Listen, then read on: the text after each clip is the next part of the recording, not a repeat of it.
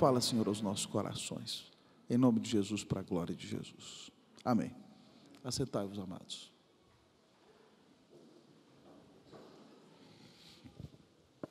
Irmãos, me disseram ali que o pastor de vocês fez aniversário esse mês.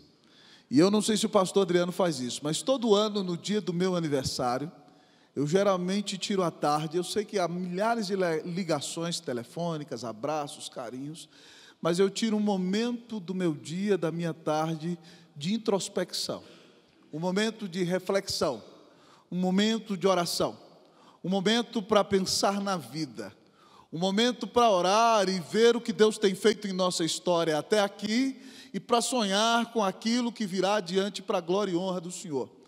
E no ano passado, no dia do meu aniversário, Deus me deu essa palavra que eu vou pregar para você. Eu estava orando e falando: Senhor, fala comigo, o que o Senhor requer de mim? Como o Senhor quer usar essa pobre e pequenina vida para que Cristo seja glorificado nessa cidade, para que o nome do Senhor seja honrado?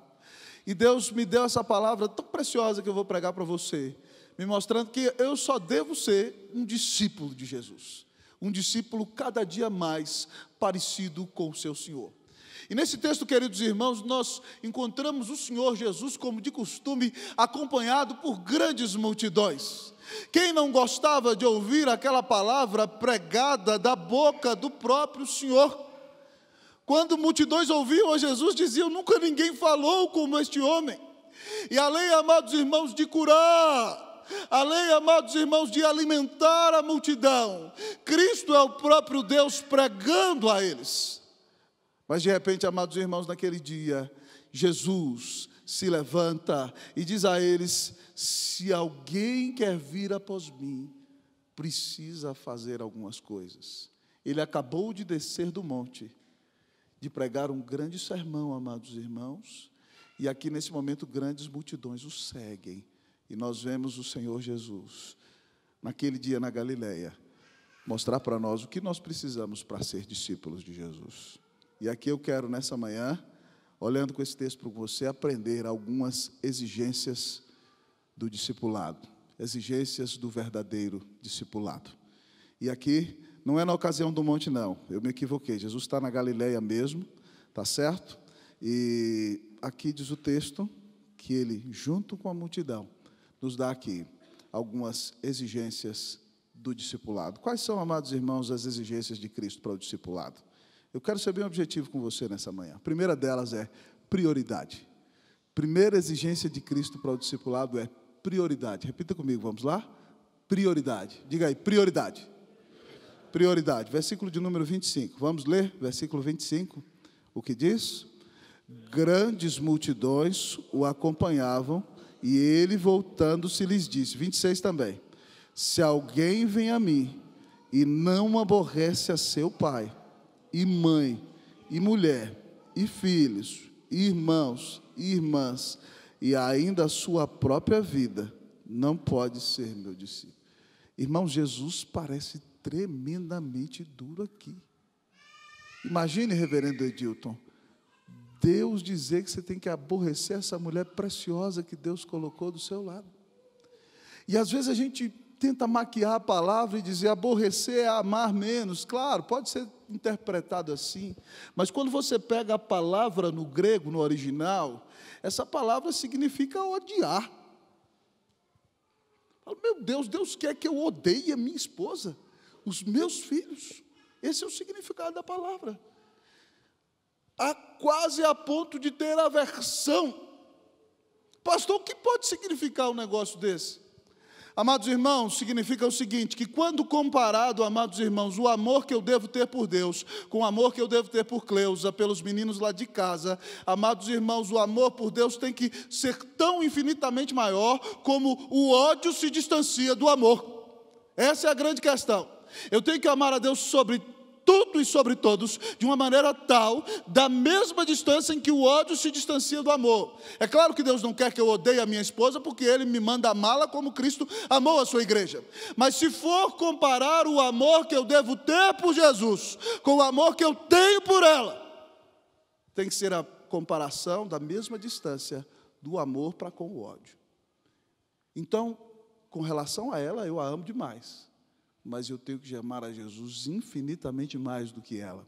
E o Senhor Jesus é muito direto quando diz: se você quer segui-lo, se alguém vem a mim e não aborrece, ou seja, ou não ama infinitamente menos a seu pai, imagine, sua mãe, seus progenitores, sua mulher, que é uma carne com você, seus filhos, que quando os filhos nascem, amados irmãos, a gente olha para os filhos e se apaixona por eles.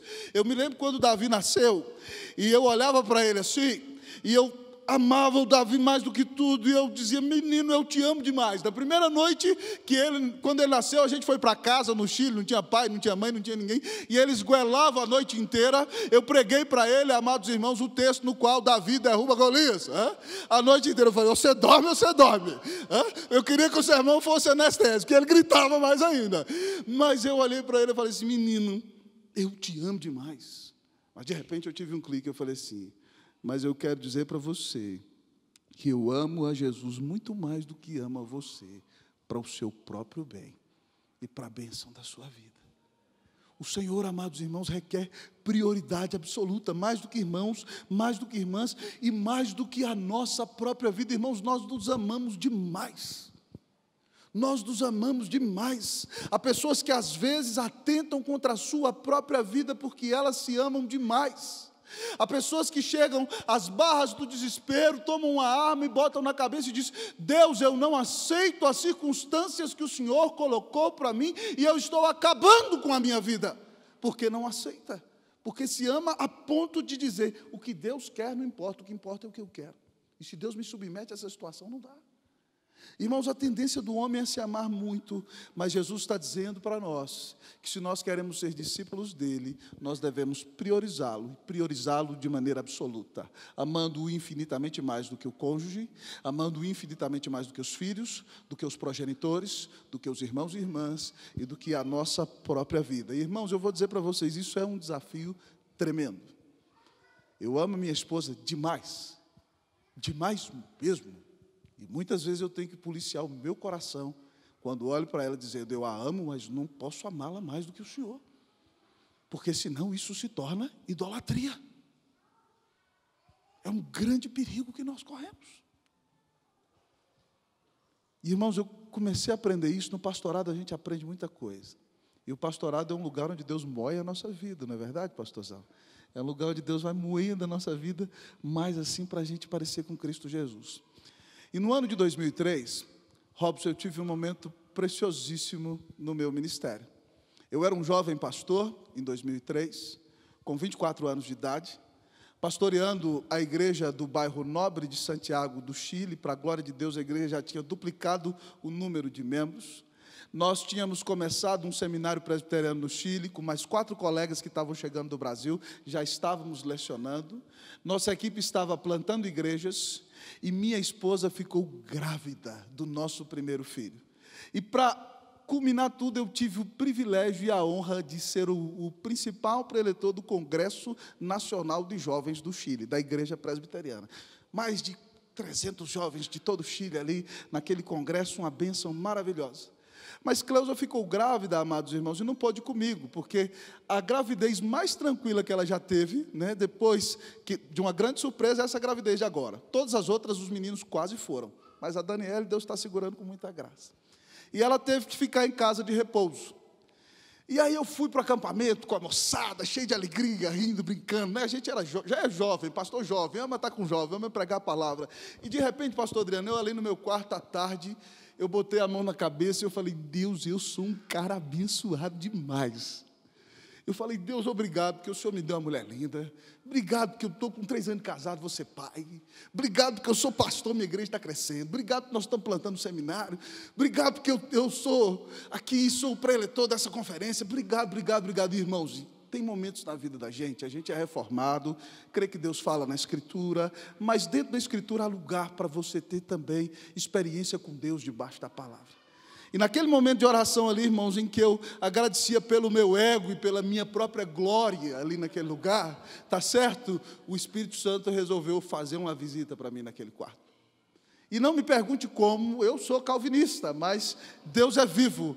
E ali naquele quarto, amados irmãos, de repente perguntas começaram a subir à minha cabeça. E eu estava deitado agradecendo, depois eu fui para o joelho, o negócio começou a ficar estreito. E aí me subiu a seguinte pergunta à cabeça: e se Deus, era mais ou menos assim, se eu tirasse a esposa, você continuaria agradecendo? Certo? E se eu tirasse a igreja, você continuaria agradecendo? E as perguntas vinham à minha mente: e se Deus, né? Vinham assim: e se Deus tirasse os filhos? Se Deus tirasse o filho que está chegando? E se Deus tirasse a voz? E se Deus tirasse o projeto do Chile? E se Deus tirasse tudo que está acontecendo de bom, você continuaria amando? Você continuaria agradecendo? Irmãos, eu tive uma percepção de que parecia mesmo que o Senhor ia tirar tudo. E eu entrei em desespero ali naquele quarto, de joelhos, e eu falei: Senhor, me perdoa, eu sou um miserável, eu não tenho que agradecer ao Senhor pelas coisas que o Senhor me dá, eu tenho que agradecer ao Senhor porque eu tenho Jesus, porque Ele deu sua vida na cruz por mim, porque Ele é a maior de todas as bênçãos. E eu quero dizer para o Senhor nessa tarde, que se o Senhor me tirar tudo, eu não tenho para onde ir, eu vou continuar amando o Senhor. E eu quero dizer para o Senhor, que se o Senhor tirar minha voz, eu não sei fazer outra coisa. Desde menino, o Senhor só me chamou para pregar, eu não sei o que eu vou fazer.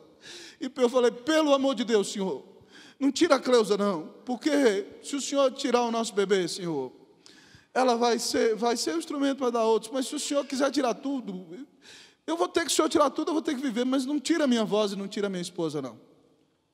Irmãos, aquele dia Deus acabou comigo ali naquele momento. E fui para o culto à noite, eu acho que foi o sermão mais ungido que eu já preguei na minha vida.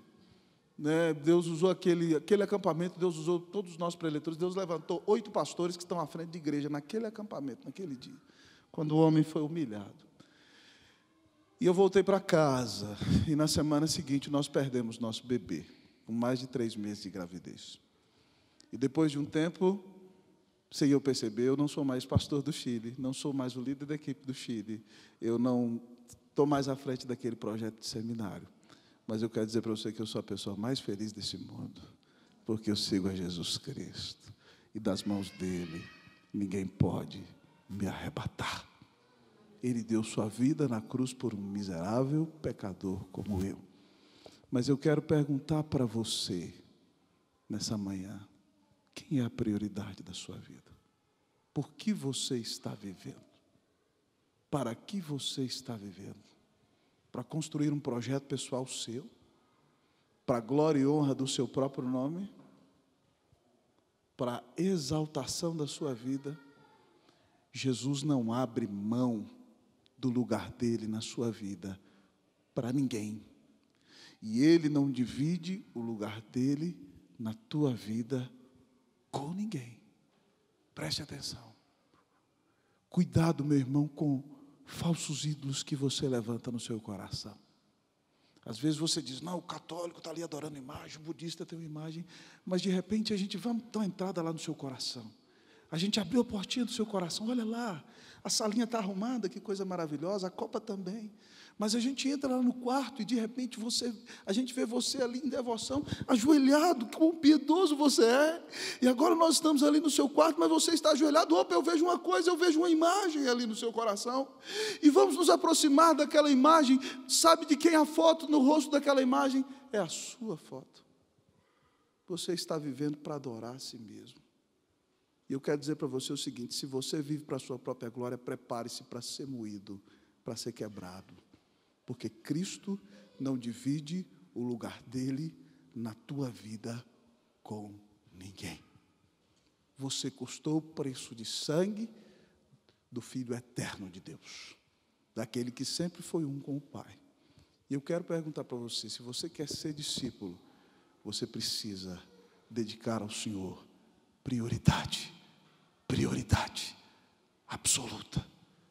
Como é que está a sua vida com Deus, santo varão? Como é que está a sua vida de estudo da palavra? Como é que está a sua vida de leitura da palavra? Como é que está a sua vida de comunhão íntima e preciosa com Deus? Irmãos, Deus às vezes mexe com a vida da gente. O ano passado, Cleusa foi fazer um exame e a gente pegou um diagnóstico com a doutora que tem um diploma de Harvard aqui em Brasília, mal chique, e ela disse para nós que havia uma grande possibilidade da minha mulher estar com câncer. E nós tivemos que fazer o exame, foi mandado para São Paulo, e o resultado só saiu um mês depois. E aquele mês, irmãos, eu fui para o chão. E vocês ouviram falar do Felipe Dourado, que desapareceu em Brasília? Quem ouviu isso? Era lá da nossa igreja, né? A igreja foi para a rua, nós reviramos cada pedra ali daquela região, e Deus achou o Felipe Dourado. Mas a igreja estava mal, deprimida, desesperada. Eu falei, Deus, se eu levo essa notícia, o povo morre. E nós aguentamos o baque sozinhos, irmãos. Foi um mês de muito choro. Mas daquele mês eu revisava meu coração, falava, Deus, eu amo essa mulher demais. Eu falava com ela, querida, não dá para te perder. E ela, Senhor, eu não quero morrer e tal. Mas ela, um dia eu falei, o que eu vou fazer com você? Sem você, virei para ela, falei assim, meu bem, você vai continuar vivendo para a glória de Deus, porque o Senhor é quem morreu por ti. Ele é a prioridade da sua vida, não eu. Irmãos, muitas vezes Deus nos visita com uma luta, com uma tragédia, com uma enfermidade, para que nós nos perguntemos, onde está o nosso coração?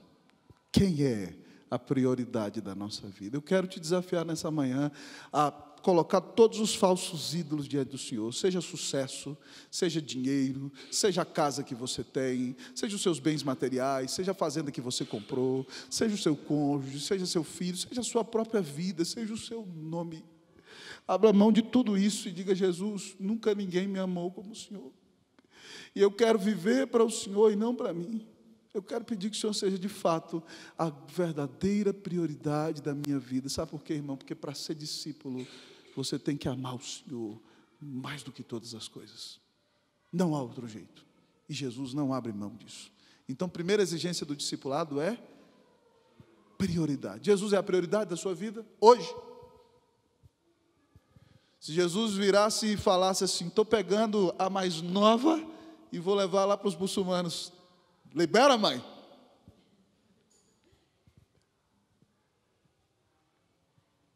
Quem é o maior amor da nossa vida? Prioridade. Mas, irmãos, ao olhar para o texto da palavra de Deus nessa manhã, em segundo lugar, o Senhor vem nos revelar uma outra exigência para o discipulado. Exigências do discipulado. Primeira delas, prioridade. A segunda, sacrifício. Repita comigo, sacrifício. Eita, sermão de aniversário, doido.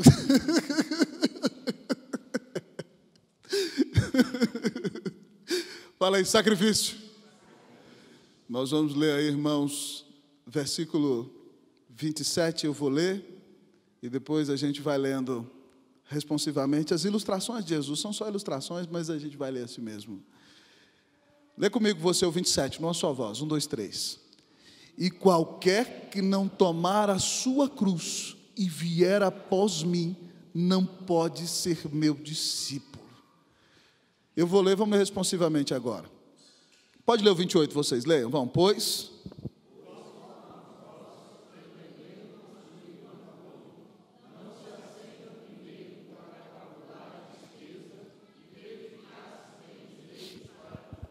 Para não suceder que, tendo lançado os alicerces e não a podendo acabar, todos os que a virem zombem dele.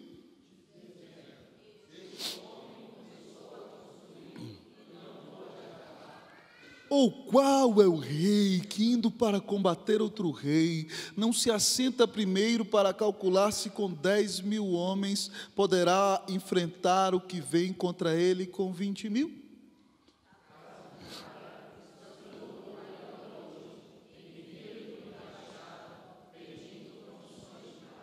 Amém, amados irmãos. Então aqui o Senhor Jesus é muito claro conosco, no versículo 27, quando diz, e qualquer que não tomar a sua cruz e vier após mim, não pode ser meu discípulo. Jesus diz que a segunda exigência para o verdadeiro discipulado é sacrifício.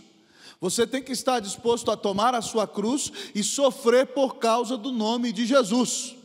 Sofrer muitas vezes discriminação, sofrer perseguição, sofrer rejeição, e dependendo do contexto em que você está, como o pastor bem mencionou nessa manhã, os irmãos do Iraque sofreram a ponto de dispor a sua própria vida para não negar aquele que te deu tudo que você é e tudo que você tem.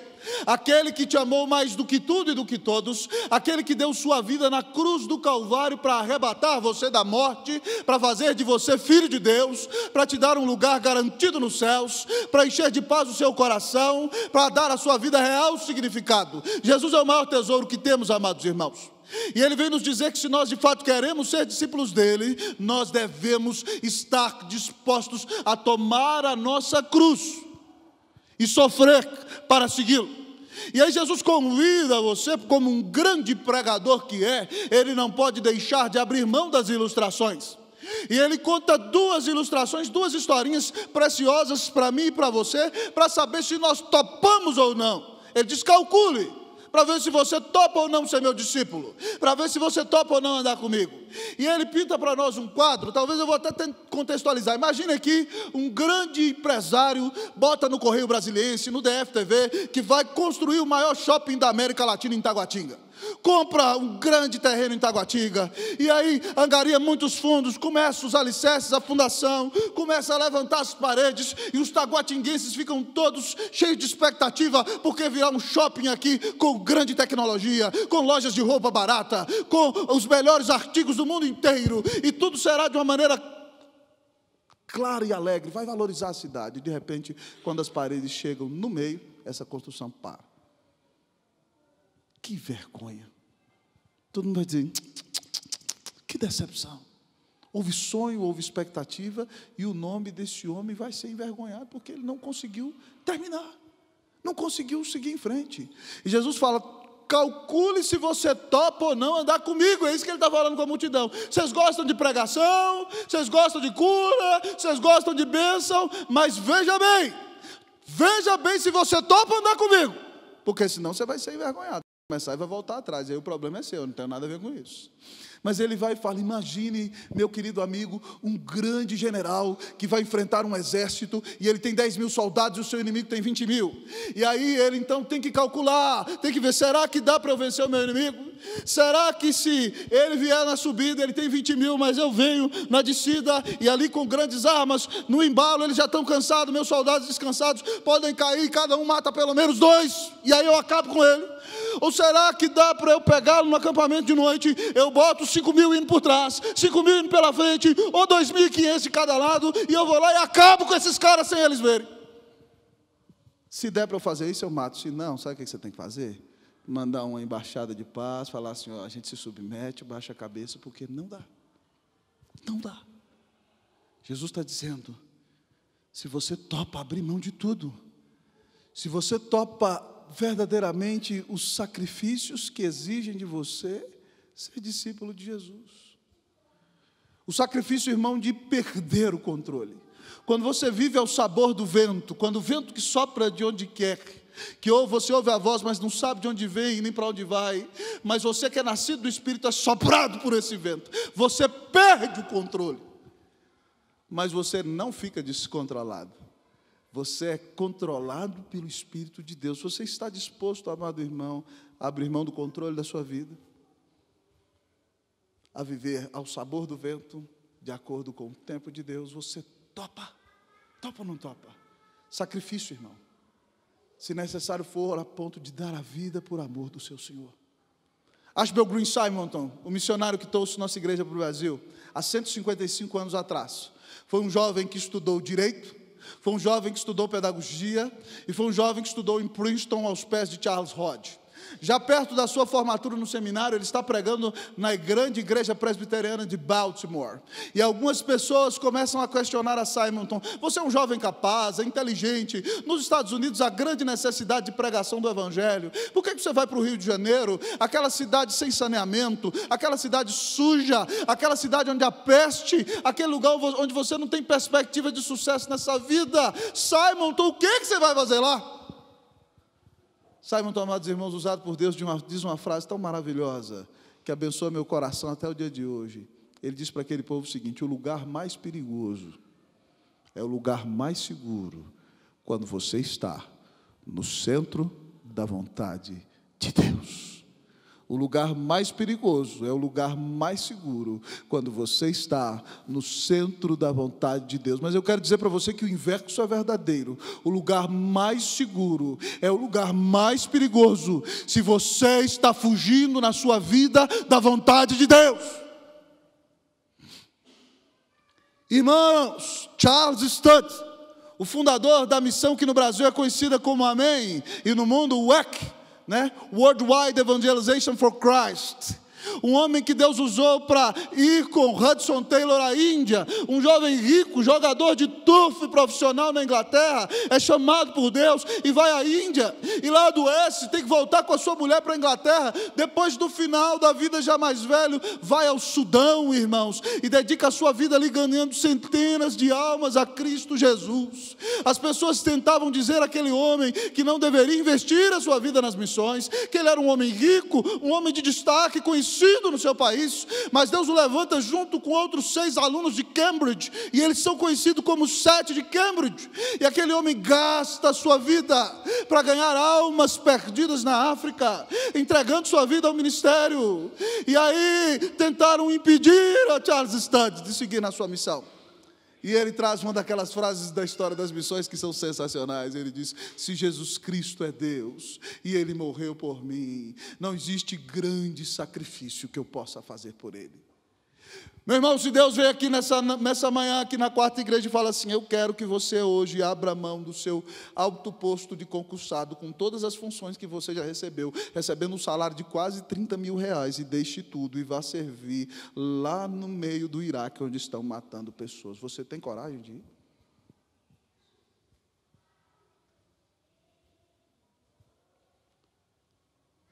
Se o Espírito Santo hoje vem aqui na quarta igreja e pega o coração do seu adolescente de 17 anos aí, que é o melhor aluno da escola, que vai passar em primeiro lugar em medicina na UNB, e Deus fala para ele hoje: eu quero que você largue tudo, menino, e vá para o seminário ser pastor. Você aguenta, mãe?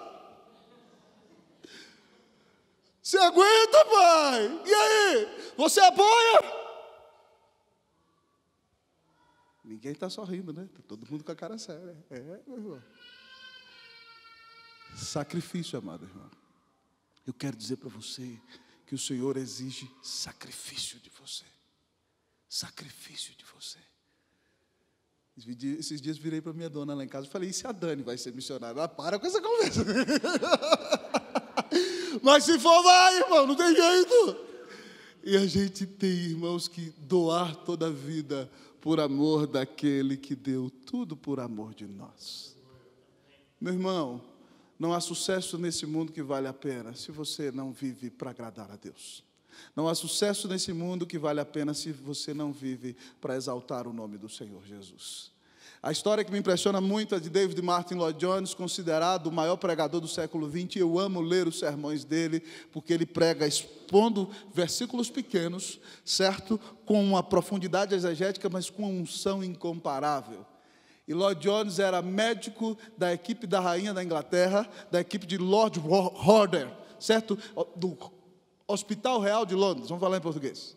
E aí então, amados irmãos, ele ali naquela equipe, com 28 anos de idade, um médico tremendamente bem sucedido, Deus chama aquele moço, e ele abre mão de tudo e vai para o sul do país de Gales, numa cidade que você nem sei se tinha ouvido falar o nome, Aberavon. Já foi lá? Quem já foi em Aberavon? Levanta a mão aqui. Ninguém.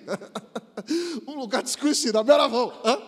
E ele vai lá para Aberavon e começa a pregar ali na igreja presbiteriana e abre um lugar, irmãos, e Deus começa a aquecer os corações e restaurar as vidas.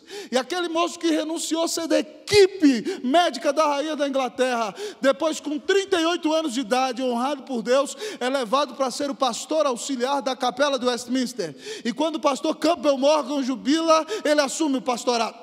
Certa vez, num programa de televisão, um repórter se aproxima do doutor Lloyd Jones e lhe faz a seguinte pergunta: doutor, foi muito difícil abrir mão da medicina para se tornar um pregador do evangelho?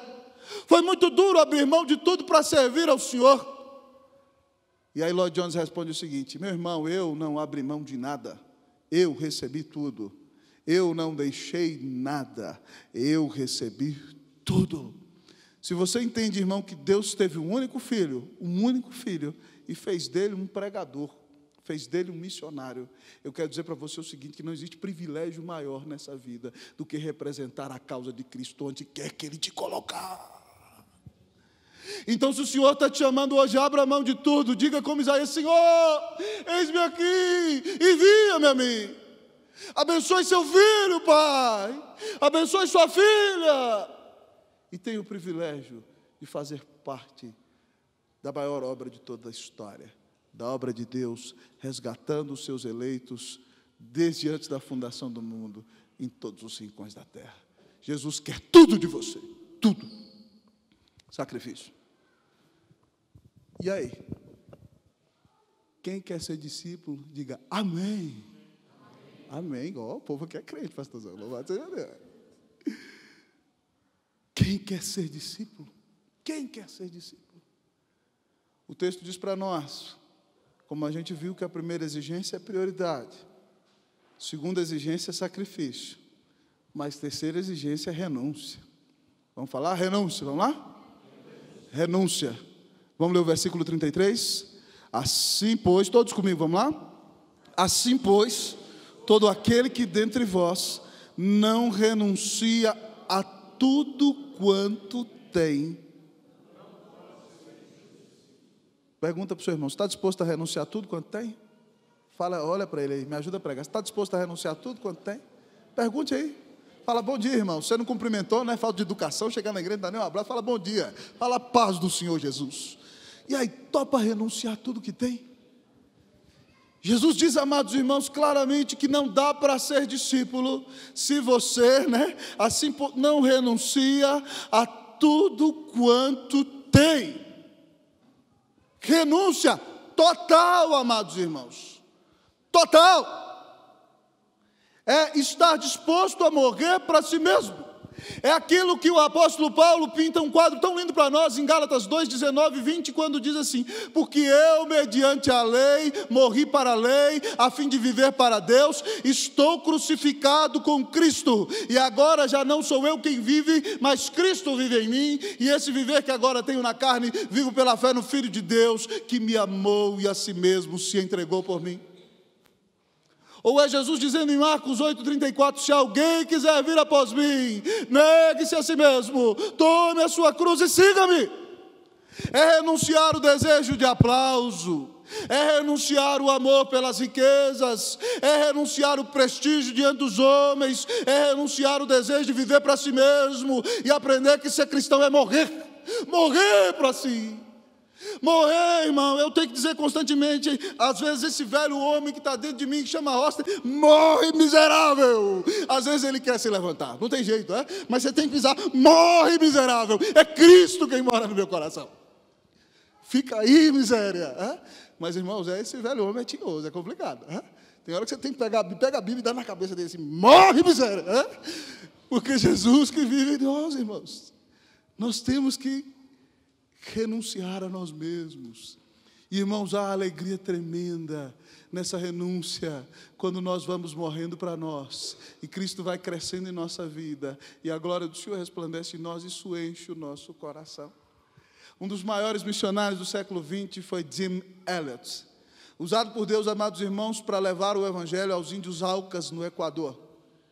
Aqueles moços lá dos Estados Unidos, uma equipe maravilhosa, eles estão ali se preparando para uma tribo que ninguém nunca tinha chegado. Eles sobrevoam durante algum tempo, lançam alimentos. Quem já viu aqui o filme Terra Selvagem? Levante a mão aí, conta a história deles. Ou o livro Através dos Portais do Esplendor, de Elizabeth Elliot. Então, amados irmãos, eles ficam ali, fazem contato, e de repente os índios desconfiam deles e matam os missionários, todos de uma vez. As mulheres ficam ali na tribo, amados irmãos, sofrem, choram, mas não deixam de pregar o evangelho para a tribo. E de repente, depois de alguns anos, Deus converte a maioria da tribo inteira. E um dos filhos dos missionários se torna pastor ali e batiza os índios. Mas os índios assassinaram aqueles rapazes. Quando Jim Elliot estava no Equador, a sua grande igreja nos Estados Unidos faz a ele um convite para ser um pastor de jovens numa grande igreja. E ele escreve um convite e repreendendo, fala assim, meus irmãos, não iludam o meu coração. Cristo me chamou para ser missionário nesse lugar. Há muitos que podem ser pastores aí nessa grande igreja, mas se eu for embora daqui, ninguém aqui vai ficar. E aí Elliot traz uma daquelas frases missionárias. Essa noite eu sonhei com missões a noite inteira, Adriano. E meu coração está assim, ó. Não é tolo aquele que abre mão daquilo que não pode reter, para poder ganhar aquilo que não pode perder. Não é tolo aquele que abre mão daquilo que não pode reter, para poder ganhar aquilo que não pode perder. Irmão, eu posso segurar a minha vida na minha mão. Eu posso dizer que daqui 20 anos eu vou fazer tudo o que eu quero. Eu posso dizer que estarei vivo daqui 5 minutos. Não é tolo aquele que abre mão daquilo que não pode reter. Nós não podemos segurar as coisas que conquistamos nesse mundo pela eternidade, amados irmãos. Eu não posso amarrar o Davi lá em casa e dizer, não cresce, você vai ficar sempre desse tamanho junto comigo. Eu não posso. Não posso. Então não é tolice abrir mão daquilo que não podemos reter, para poder ganhar aquilo que não podemos perder. Porque em Cristo de graça ganhamos a vida eterna, mas podemos ganhar o privilégio de representá-lo onde Ele nos colocar. E além disso, muito galardão na sua eternidade diante da presença do Rei. Irmãos, nós podemos abrir mão de tudo. Talvez você pode virar e falar assim, nossa, o pastor Adriano chamou esse pastor lá do Guará para pregar um sermão terrorista aqui na igreja, kamikaze. Não, irmão, eu quero dizer para você que ainda nessa renúncia, há alegria total. Porque você vai caminhando com Jesus, e Jesus vai enchendo a sua vida, e você vai perdendo a alegria naquelas coisas que são engano. E você então tem o direito de desfrutar de tudo sim, mas entendendo que Cristo é a maior alegria do seu coração. Irmãos, é desse jeito que funciona. Eu ouvi uma história certa vez que um homem chegou assim para o Senhor Jesus e disse, Senhor Jesus, eu quero me converter. Aí Jesus virou para ele e falou assim, rapaz, não é desse jeito não a história, quem converte sou eu, não é você que se converte. Mas eu quero me converter. Não, eu converto a hora que eu quero. Mas o Senhor está tocando no meu coração para eu me converter. Ele, então tá bom, então você quer andar comigo? Então o que é isso aí que eu estou vendo aí na sua mão? Ele disse, Jesus, essa aqui é a chave da minha grande fábrica, que eu construí durante muitos anos, e hoje tenho 50 funcionários. Então Jesus falou para ele, então me dá aqui a chave da fábrica. Mas Senhor, eu vou ficar sem trabalho. E ele falou, o que é essa outra chave aqui? Essa chave aqui é a chave da grande casa que eu construí, com 6 quartos, com piscina, com 3 suítes, é algo maravilhoso. Levei a vida inteira, 20 anos para construir essa casa. Me dá a chave, mas Senhor, eu vou morar debaixo da ponte, me dá a chave. E aí ele falou assim, e aí, o que mais você tem? Que chave é essa aí? Ele falou, Senhor, essa é a chave, Senhor, essa é a chave de um carro que eu comprei, tão lindo, tão abençoado, aqui, SX35, com muito sufoco que eu consegui comprar, e a outra chave é a chave da minha Hilux SW4, Senhor, que eu comprei com tanta dificuldade. Ele falou assim, me dá as chaves da Hilux. E aí, o que você tem para me dar? Senhor, agora eu não tenho nada, eu não tenho emprego, eu não tenho casa, eu não tenho carro, eu sou, irmão, um pedinte, eu vou morar debaixo da ponte, Jesus, e não tenho nem dinheiro para pegar ônibus. Aí Jesus fala para ele, quem são esses daí que estão com você? Ele falou, Senhor, são a minha mulher e os meus meninos. Ele falou, me dá aqui, passa para cá. Passa para cá, é meu. Aí ele falou, o que mais que você tem para me dar? Eu, Senhor, eu não tenho nada, eu estou acabado, eu não tenho família, eu não tenho casa, eu não tenho carro, eu não tenho trabalho. Acabou a minha vida, eu não sou ninguém. Ele falou, então vem cá, passa você para cá. Você é meu. E aí Jesus vira para ele e falou assim, está vendo essa chave dessa fábrica aqui? É a minha fábrica. Toma aqui a chave da minha fábrica. Vai lá e arrebenta. E produz o melhor que você puder para abençoar os seus clientes. E paga o INSS, safado, dos seus funcionários. Porque você não está pagando. Né? Toma aqui e paga os direitos trabalhistas direitinho. Toma a chave da minha empresa. Agora eu vou te dar a chave da minha casa. Eu quero te dizer o seguinte, reserva lá o quarto do missionário, do pastor. Quando o pastor Adriano trouxer alguém lá de fora de Brasília, vai ficar lá na minha casa, com a melhor cama, com a melhor suíte. Cuida lá, é o meu quarto. Eu quero dar para você aqui a chave dos meus carros. Quando precisar fazer uma visita lá no Piauí, né, nas missões que você tem, pega o carro, bota o pastor Adriano na SW4 e racha para o Piauí, porque o carro é meu. É para ser usado na minha obra. E deixa ele bem lavadinho, para você não ir com ele sujo no domingo para a igreja. Porque você tem que honrar meu nome. Está vendo essa mulher aqui? Você não grita com ela não, rapaz. Ela é minha filha. Trata ela com doçura, fala com ela com carinho. Quando ela estiver enjoada, porque ela é ser humano igual a você, você fala, o que você quer, querida? Como é que eu posso abençoar a sua vida? Está vendo esses meninos aqui? Esses meninos são meus filhos. É para você orar com eles. É para você ler a Bíblia com eles. É para você dar bom testemunho para eles. E está vendo a sua vida? Ela me pertence. Eu a comprei com sangue de valor eterno na cruz. Não viva para você. Viva para mim. Viva para a glória e honra do meu nome. Irmão, quando a gente anda com Jesus, a maior bênção é perder. Eu vou dizer para você nessa manhã, você perdeu o Playboy. Para a glória de Cristo Jesus. e para o bem da sua própria vida. Você perdeu, mas você foi achado, você foi perdoado, você foi amado. Irmão, nunca ninguém te amou como esse grande Salvador. Que Salvador é esse? Que amor maravilhoso é esse? Que desce da glória e se faz homem, e é cravado numa cruz, recebendo a ira eterna do Pai contra o pecado.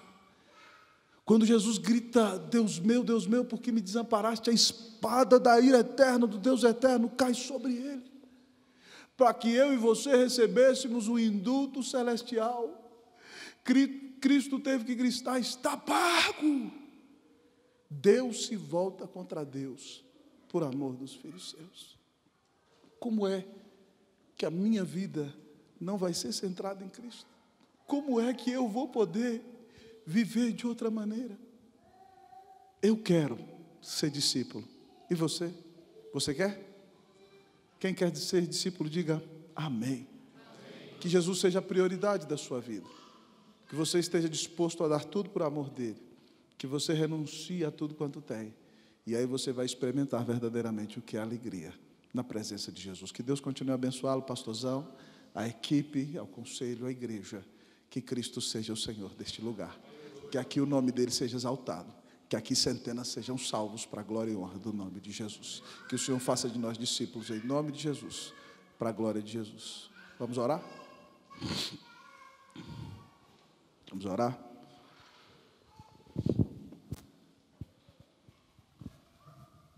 Se você ouviu essa mensagem, irmão, nessa manhã, e Deus tocou seu coração, e você está dizendo: Senhor, eu preciso consagrar minha vida a Ti.